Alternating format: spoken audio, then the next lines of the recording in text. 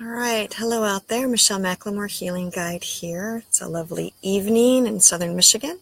Hope you're doing well. I'm going to chat a little bit tonight about anxiety and worry. I had a post the other day about it, and a lot of people, the worrying is a forerunner to stress, and then stress is a predominant factor in creating a lot of our physical health problems, mental, emotional, social, and so forth. So, wanted to talk with you a little bit about that today. Remind you that it is not a set pattern that you have to stay stuck in.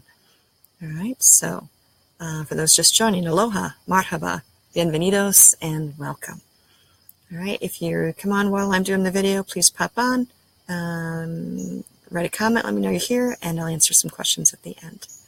Okay, so anxiety, worry. We've all felt it at different times. Your heart might speed up. You might sweat more. You might feel a little nauseous. Mind starts to race. Can't focus. You might have this feeling of dread, impending doom sometimes if it's going into a full panic attack or anxiety attack. But just the worrying itself about how things might turn out, how things might go, the uncertainty, that can really affect people. And the big thing is it can get to a point where you're not even sure what you're anxious about. If it goes beyond that point, you can identify it. But for a lot of our worrying, it just generally leads to a pattern, a vicious cycle of paralysis, of procrastination, in other words. Now, some of you are saying, I'm not a procrastinator. But once you get into that worry mode, do you get anything done?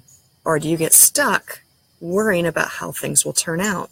And then you find yourself 5, 10 minutes, half an hour later, and you really haven't been able to do anything productive because your mind is going, what if?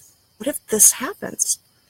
And then you start running all these other scenarios. Now, the thing about worry and anxiety is when we start doing that, we're giving energy. We're giving our time. We're giving our physical energy, our mental energy to not even just a possible future, but sometimes not even a probable future.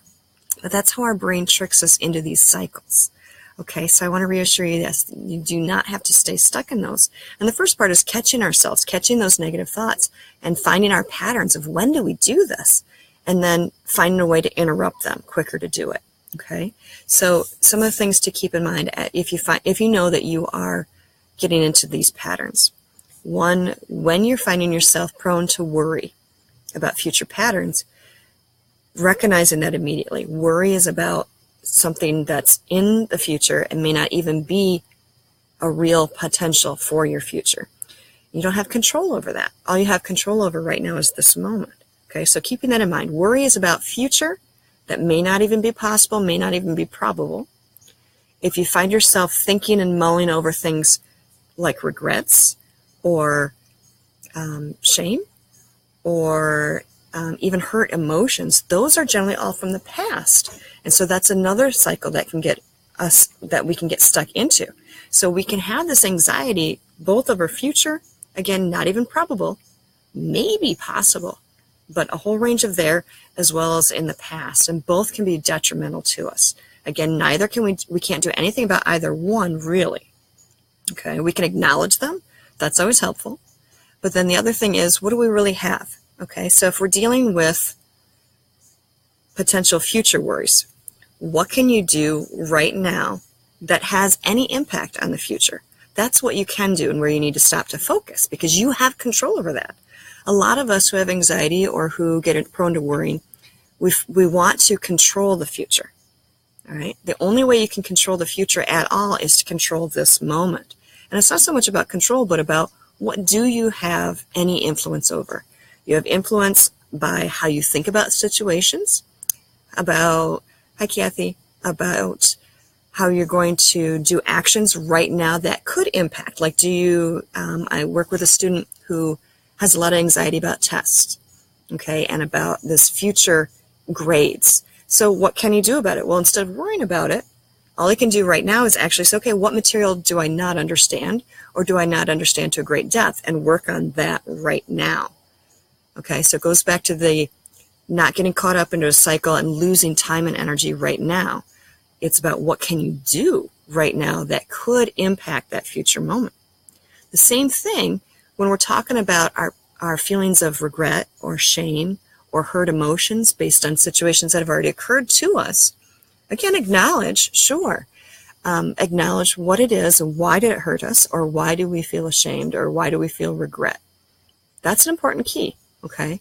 But then you have to realize if you stay in that emotion, if you don't take action on it, if you don't make decisiveness about, okay, I'm not going to do that again, or this person hurt me in this way, what was my part in that, if there was anything? How did I let myself become susceptible? What were my beliefs or expectations, perhaps? And then, are those still okay? Do you need to modify something so you don't get hurt in the same way again?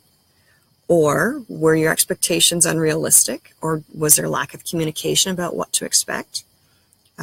So you have control over now not repeating that same cycle that has caused you these emotions in the past. Hopefully that makes sense, what I'm saying there. I see several of you are on, so feel free to post a comment, a question. Tell me if what I'm saying makes sense to you, or if you have other aspects that you'd like to talk about on that. So again, whether it's about future worry or if it's about past emotions that are bothering us or consequences, now is the only moment we truly have. Right now. Those of you sharing this moment with me right now, this is what we have.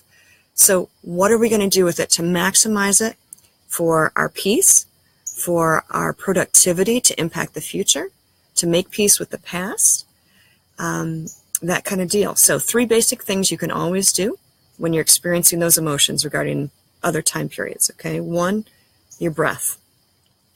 Again, you'll hear me say this over and over again, your breathing. Most of us, especially in the Western Hemisphere, we breathe too fast and too shallow. And that's almost putting our body in a constant panic state. So the more you can practice slow, deep breaths, and they say close to 10, slow, deep breaths in, and if you can, count to 10 while you're breathing in, and 10 breathing out, that'll get you closer to being a better balance, okay? So if you can do that, then that'll switch your nervous system from sympathetic, which is fight or flight, to parasympathetic, which is your body says, oh, everything's okay, I don't need to freak out, I can start calming down, okay? So first thing you can always do, work on taking slow breaths. I know if you're already into panic attack, that could be really hard. I understand that. So what you can do is if you're in panic attack mode, prove to yourself that it's just a panic attack, which is thought and emotion and body control versus something serious. So for instance, some people when they're having panic attacks, they're worried that they're having a heart attack because their mind is racing and you're in that mode. So prove to yourself it's not a heart attack. What can you do? Well, if you're having a heart attack, you actually have less strength, so you couldn't stand up. Take a minute, prove to yourself you can stand up. If you can do that, oh, it's probably not a heart attack. Can you walk comfortably? Okay, so then you can start backing yourself down to start brainstorming about what can you do. So 1, slow, deep breaths. Second thing, you need to loosen your muscles because they're going to start tightening up the more you worry. How can you do that? Easy. Just start doing some stretches. Start with your neck stretches. A lot of people hold tension in their neck. Shoulder rolls. And then move into full body stretching with your arms, bending at the waist, whatever you can do for your mobility. Breath, stretch, okay? Then finally to focus your thoughts. Focusing your thoughts on what can you do right now.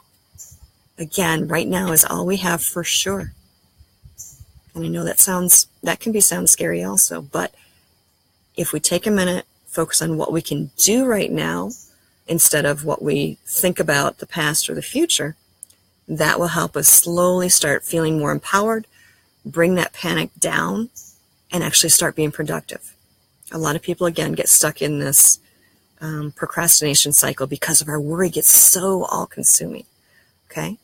So help yourself, empower yourself not to get caught in these vicious cycles by losing time, energy, strength, and hope, okay? If you have those right now, empower yourself to take action right now. You will change tomorrow, and you will be able to better cope with what happened yesterday, okay?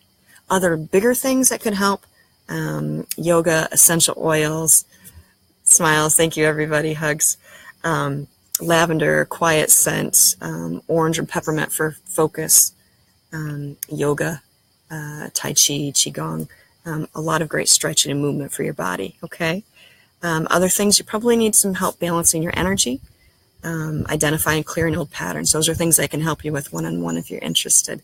But remember the basics. Breathe, stretch, and take some action, focused action for yourself, okay? Any questions, let me know. But otherwise, thank you so much for joining me today. Again, Michelle McLemore Healing Guide, and let me know what else you'd like to hear or chat about. Best wishes, everyone. Love.